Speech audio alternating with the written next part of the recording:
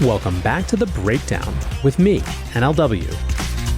It's a daily podcast on macro, Bitcoin, and the big picture power shifts remaking our world. The Breakdown is produced and distributed by CoinDesk. What's going on, guys? It is Tuesday, February 14th, and it is CPI Day. Before we get into that, if you are enjoying The Breakdown, please go subscribe to it, give it a rating, give it a review, or if you want to dive deeper into the conversation, come join us on the Breakers Discord. You can find a link in the show notes or go to bit.ly/breakdownpod. All right, guys. Well, first of all, happy Valentine's Day. Hope you are spending it with someone you love, even if that's just yourself. Today is the much-watched, always important reminder of just how weird our financial markets are. I'm referring, of course, to today's inflation announcement. This morning, we got January's inflation numbers, which matter, of course, because it's maybe the key piece of data each month for the Federal Reserve. And rightly or wrongly, the Federal Reserve is the key institution in our economy. Before we get into the CPI discussion, however, there are a bunch of follow-ups from yesterday that I think are important to check in on. Now, of course, yesterday's big news was all surrounding Paxos. The Wall Street Journal had reported over the weekend that the SEC was planning on suing Paxos for offering an unregistered security. On top of that, Paxos announced first thing in the morning that due to a complaint from the New York Department of Financial Services, they would no longer be issuing BUSD, the stablecoin that they had been issuing in partnership with Binance since 2019. The NYDFS clearly had issue with the fact that Binance was calling a different product on a different chain BUSD as well. The BUSD that they had approved and were regulating was Paxos issued on the Ethereum chain, whereas Binance Peg USD is on the BNB chain. And remember, as was revealed publicly in January, Binance Peg BUSD hasn't always been fully backed one-to-one. At points in 2020 and 2021, it was under-collateralized by as much as $1 billion. There also seemed to be questions from the New York Department of Financial Services around KYC and AML processes. So a couple additional dimensions to the story since I recorded yesterday. The first is the Circle USDC aspect of the news. According to Bloomberg reporting published yesterday, Circle tipped off the New York Department of Financial Services about problems with the Paxos-issued BUSD stablecoin. According to an anonymous source, Circle blew the whistle in fall of last year, complaining that on-chain data showed that Binance did not have the reserves to fully back its stablecoin. I did mention this on the show briefly yesterday, but it was when the news was fresh and hadn't been fully digested by the markets yet. Digging a little deeper, it sort of confirms that the issue was Binance printing B tokens, i.e. BNB chain wrappers for other chains' tokens, but then not actually having the underlying collateral locked up, or at least not locked clearly in a designated wallet. Bloomberg's source said that the B token version of Circle's USDC was also impacted, claiming that at one point, Binance had only $100 million of collateral for $1.7 billion worth of Binance Peg USDC. Now, when it comes to the news that Circle had potentially informed on Binance, the community had a few different reactions. The first I would categorize as snitches get stitches. Basically, angry responses saying that the crypto industry shouldn't tattle on each other or something like that. A second and related response was that Circle are feds anyways. BitBoy tweeted, "If you think the SEC is going after Circle and USDC, then they have you right where they want you. The SEC is not going to ban USDC, they are clearing the path for it." A third category of responses I will group together as Game of Thronesian. In other words, a lot of people just saw this as a power move, what was to be expected. I saw a number of chaos isn't a pit, chaos is a ladder type memes. But then the fourth category of reaction was that Binance is in a tough spot. Dirty Bubble Media tweets, "This is a key point. BUSD was Binance's shadow bank solution to accessing dollars. They've been cut off from the dollar at both the banking level and at the shadow banking level. Good luck." Now that tweet was actually a link to a thread, which is perhaps a little more speculative than I normally share here, but I think is worth discussing, not to say that I agree with the theory behind it, but that it reflects the larger sense that the walls are closing in around crypto from a regulatory and banking perspective. Patrick Tan, the CEO at Novum Alpha, writes, "What if BUSD as a security was a red herring all along? Stay with me for a minute. Looking at the case law, unless there are facts we are unaware of, it would be very challenging and nothing short of legal gymnastics to even attempt to argue BUSD on Paxos is a security. But bear in mind, a Wells notice is merely a formal letter informing a recipient of an intention to litigate and providing an opportunity for the respondent to provide cause as to why the SEC should not proceed. NYDFS gets wind of the SEC looking to litigate Paxos and immediately recognizes that it's the Binance-branded BUSD product on Paxos that's problematic, instructs Paxos to no longer mint the stuff. That means only one thing. BUSD is literally a reverse Hotel California. You can't check in anytime you like, you can only leave. BUSD market cap can go only one way, zero. Because Binance took the decision to convert all USDT, USDC, and all other stablecoin balances automatically to BUSD, the bulk of trading pairs on Binance are tied to BUSD, which would lead to a predictable fallout. BUSD leaves Binance and with it trading volume, which would necessarily affect BNB, which is what's led to the recent sharp fall in BNB. Customers cash out of BUSD and sell BNB, leading to a self-fulfilling death spiral. Users lose confidence in BUSD, and because BUSD flows are larger than other flows on Binance, this undermines Binance as an exchange, which undermines confidence in BNB. The US has already cut Binance's banking facilities by forcing Silvergate and Signature Bank to sever ties, same in Europe and other jurisdictions as well. Binance can't get access to USD to keep churning its exchange, now it can't get access to USD via BUSD as well.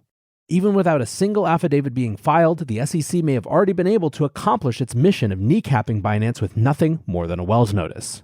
Was that the goal to begin with? So the question becomes, is this what the market's thinking?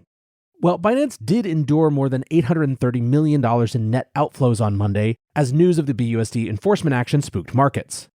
Nansen data showed $2.8 billion in withdrawals, but it was offset by $2 billion in deposits. Monday's outflows were the largest net daily outflows experienced by Binance since November. They even surpassed those triggered by December's round of Binance FUD surrounding less than satisfying proof of reserve reports from the exchange. Still, it is worth pointing out that these numbers are quite manageable for an exchange of Binance's size, at least at this point. However, bringing it back to Paxos, while we obviously had some clarity yesterday on how they were dealing with the NYDFS, i.e. ending the issuance of BUSD, we didn't really get any comment around the SEC news until later in the day. Their press release acknowledged receiving a Wells notice on February 3rd and then went on to say, quote, "The Wells notice states that the staff of the SEC is considering recommending an action, alleging that BUSD is a security and that Paxos should have registered the offering of BUSD under the federal securities laws. Paxos has issued the following statement. Paxos categorically disagrees with the SEC staff because BUSD is not a security under the federal securities laws. This SEC Wells notice pertains only to BUSD. To be clear, there are unequivocally no other allegations against Paxos. Paxos has always prioritized the safety of its customers' needs. BUSD issued by Paxos is always backed one-to-one with US dollar-denominated reserves, fully segregated and held in bankruptcy remote accounts. We will engage with the SEC staff on this issue and are prepared to vigorously litigate if necessary." End quote. So this is good. This is Paxos saying we're not just going to accept the securities designation, we will take it to court if it has to get there. And frankly, I think that with the state of regulation as it is right now, court battles are going to be an important part of this next phase. And in this next phase, the news just keeps coming. Another story from Bloomberg late yesterday talks about a new draft proposal from the SEC under which hedge funds, private equity firms, and pension funds might find it more difficult to deal with crypto. According to Bloomberg sources, the SEC plans to propose rule changes on Wednesday that would make it harder for crypto firms to be qualified custodians. That's a designation which allows them to custody assets for money managers. Hedge funds, as well as some venture capital and pension funds, are required to use qualified custodians to hold their clients' assets. If finalized, the rule change could force institutions that have dipped their toes into crypto to move their customers' holdings elsewhere. There's also the potential for surprise audits related to their custodial arrangements. For the proposal to be passed, a majority of the 5-member SEC would need to approve it. Anyway, as you see, the regulatory antagonism sub-theme is giving no indications of letting up, but for now, let's switch over to the macro.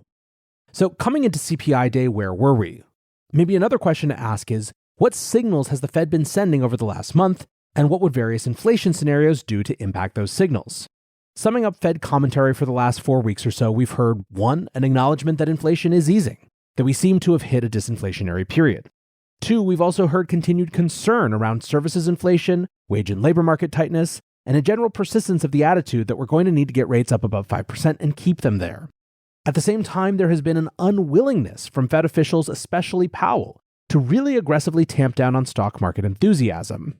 This has specifically taken the form of him not really acknowledging loosening financial conditions. All of this has led many to think that the Fed has this mythical soft landing locked firmly in their sights. So what could have been majorly disruptive today? Well, of course, a real shock to the system up, like inflation trending upwards in a major way. December's initial inflation data was headline CPI at 6.5% year over year, which had slowed from 7.1% in November, core CPI at 5.7% year over year, and monthly headline at 0.1%. Revised numbers had already put a damper on some of the enthusiasm that we had coming out of that initial announcement. Monthly headline data was revised up to 0.1% instead of being in negative territory. Now, coming into today, analysts on average were guessing that we would see 6.2% year-over-year inflation. However, in a lot of ways, the big discussion wasn't so much what the exact number was going to be, but the divergence in signals from stocks and bond markets and who was right.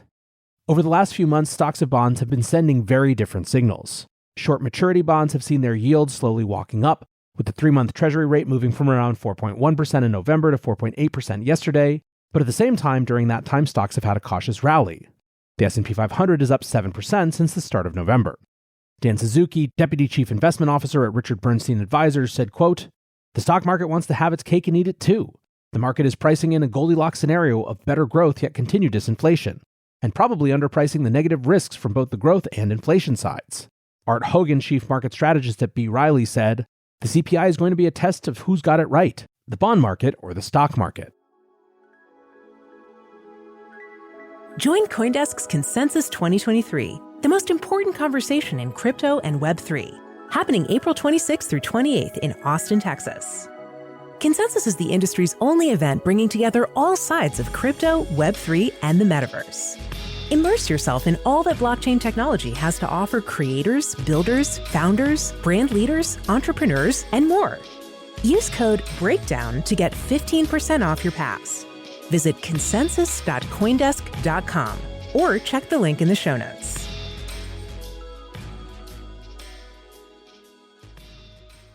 So what actually happened? Bloomberg writes, inflation digs in to start 2023, pointing to longer Fed flight. The lead of the piece reads, U.S. inflation doesn't look like it's going away anytime soon. Consumer prices rose 0.5% in January, the most in 3 months, and the annual inflation rate came in at a higher than expected 6.4%. In some key categories, from energy to various goods as clothing, the slowdown in cost that was a feature of the final months of 2022 looks to have stalled out or even reversed. So basically, we got slightly higher than expected headline inflation. It was still a downward trend from the year-over-year number from last month, but it was still higher than expected. However, given it was so close to lining up with expectations, most people went deeper into the report to try to get a better sense of what was going on. A huge amount of the discussion was around the housing piece. Bloomberg, for example, wrote housing costs were by far the biggest contributor to the monthly increase in the consumer price index, accounting for almost half of it. But they also point out, quote, because of the way those numbers are calculated, there's typically a significant lag before real-time market conditions, which suggest the pandemic housing boom is over, show up in the government's inflation figures. So effectively, we have housing and shelter driving a big part of this inflationary number, but it's really lagging data. Core CPI without shelter was at 3.9%, which is obviously a much lower number. Jeff Snyder wrote, today's CPI was mostly shelter imputations. A little bit of transitory, yeah, I said it, rebound in gasoline prices. Other than that, damn, now I have to agree with Jay Powell. The full disinflationary process has reached its 4th month in a row.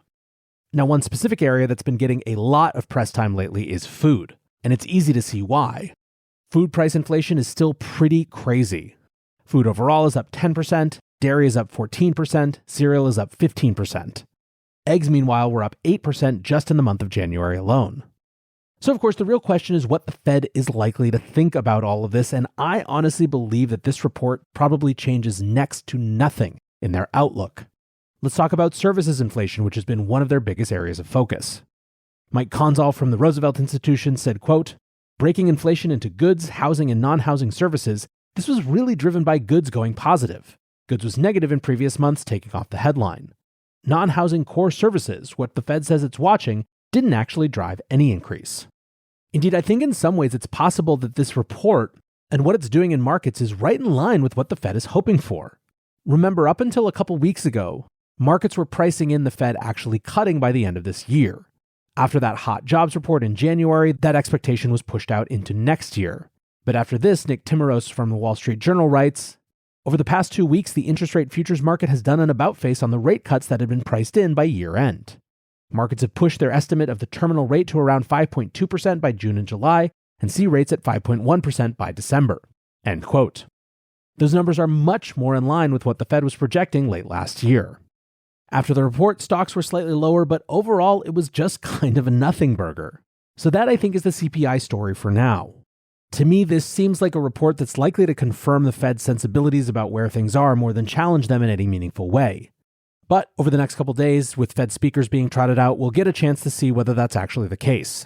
For now, I appreciate you listening as always, and until tomorrow, be safe and take care of each other. Peace.